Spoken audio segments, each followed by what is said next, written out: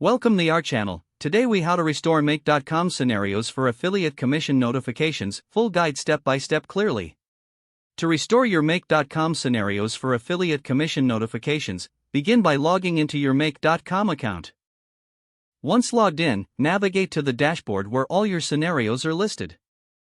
Locate the scenario you wish to restore.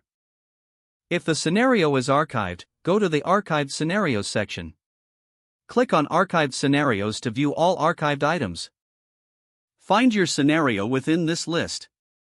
Select the scenario by clicking on it.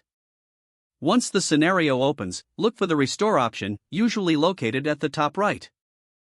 Click on Restore to initiate the restoration process. Confirm the restoration when prompted to ensure you want to proceed. After confirming, the scenario will be moved back to your active scenarios list. Return to your dashboard to verify that the scenario is now restored and active.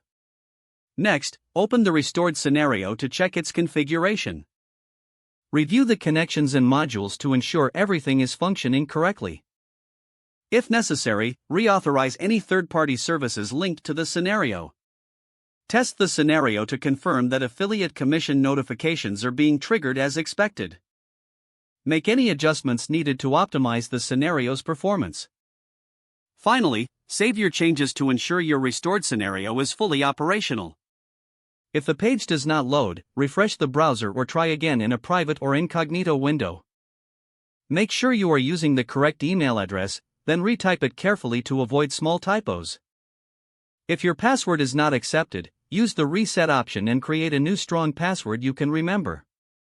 Check your spam folder for verification or security emails, then complete any requested confirmation steps. Enable two-factor authentication if available to improve account security and reduce unauthorized access risk.